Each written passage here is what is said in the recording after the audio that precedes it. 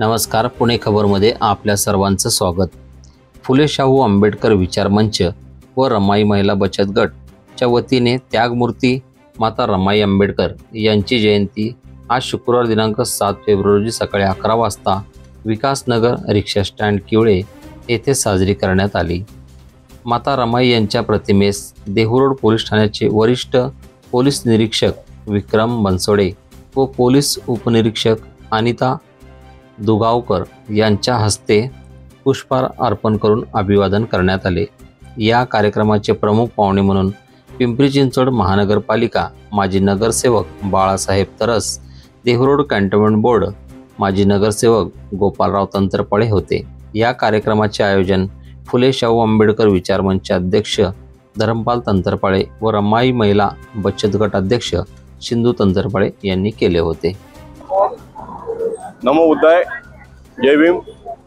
आज त्यागमूर्ती राष्ट्रमाता रमाई भीमराव आंबेडकर यांची जयंती विकासनगर किवळे येथे फुले शाहू आंबेडकर विचार मंचाच्या वतीनं माता रमाई महिला बचत गट एकता महिला संघ यांच्या वतीने या ठिकाणी साजरी करण्यात येत आहे। खऱ्या अर्थाने या पूर्ण देशाला ज्या मातेनं आपल्या त्यागातून आणि संघर्षातून मोठं करण्याचं श्रेय बाबासाहेबांनी दिलेलं आहे, अशा मातेला या ठिकाणी आम्ही आज जयंतीनिमित्त कोटी कोटी प्रणाम करतो। कारण का माता रमाईचा त्याग जर नसता तर या भारत देशातील कुठलाही बहुजन समाजातील व्यक्ती किंवा पुरुष या देशामध्ये मोठा होऊ शकला नसता। गाडगस आणि पाठीला झाडू असता, पण ते सगळं जर काढण्याचं श्रेय कोणाचं असेल तर ते माता रमाईचं आहे। आणि त्यांनी अत्यंत कष्टाने या ठिकाणी डॉक्टर बाबासाहेब आंबेडकरांना शिक्षणासाठी पैसा पुरवला आणि बाबासाहेब शिकल्यामुळे या भारतीय राज्यघटनेचे एकमेव शिल्पकार होऊ शकले। आणि शिल्पकार झाल्यानंतर त्यांनी सर्वप्रथम तर या भारत देशामध्ये काय केलं असेल तर या भारत देशातील रणल्या गांधलेल्या बहुजन समाजाला सगळ्यात वर्तन देण्याचं स्थान भारतीय राज्यघटनेमध्ये दिलेलं आहे।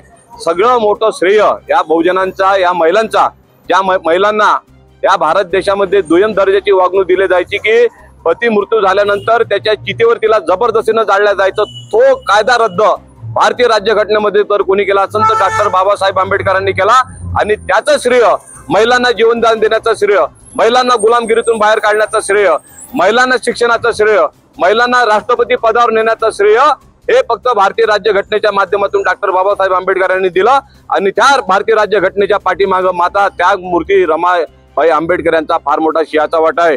या ठिकाणी मी भारत देशाच्या तमाम बहुजन समाजातील आणि इतर समाजातील उच्च समाजातील स्त्रियांना आवाहन करतो की ज्या धर्मामध्ये, ज्या जातीमध्ये तुम्हाला स्वातंत्र्य नव्हतं, त्या जातीमध्ये, त्या धर्मामध्ये स्वातंत्र्य मिळवण्यासाठी भारतीय राज्यघटनेमध्ये डॉक्टर बाबासाहेब आंबेडकरांनी जे कलम लिहिलं, आज जर बाईच्या अंगावर जर हात आपण उगारतो तर बाई स्वाभिमानाने पोलीस स्टेशन मध्ये जाऊन नवऱ्याच्या विरुद्ध कंप्लेंट करू शकते, सासऱ्याच्या विरुद्ध कंप्लेंट करू शकते, सासूच्या विरुद्ध कंप्लेंट करू शकते। कोणी अधिकार दिला?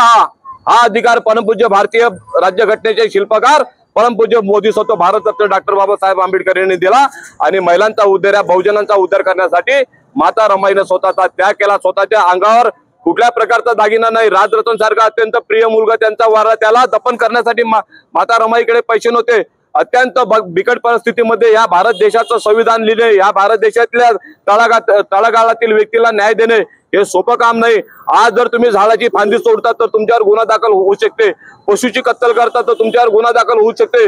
पूर्वी झाडं कटिंग व्हायचे, हजारो पशुच्या कत्तल व्हायच्या, कोणी कोणाला वारी नव्हतं, पण एकमेव वाली होता परमपूज्य डॉक्टर बाबासाहेब आंबेडकर, ज्यांनी भारतीय राज्यघटना लिहिली। आणि त्या भारतीय राज्यघटना लिहिण्याचं सगळ्यात मोठं श्रेय, त्याच्या पाठीमागचा हात कोणाचा असेल तर त्यागमूर्ती माता रमाईचा हात आहे।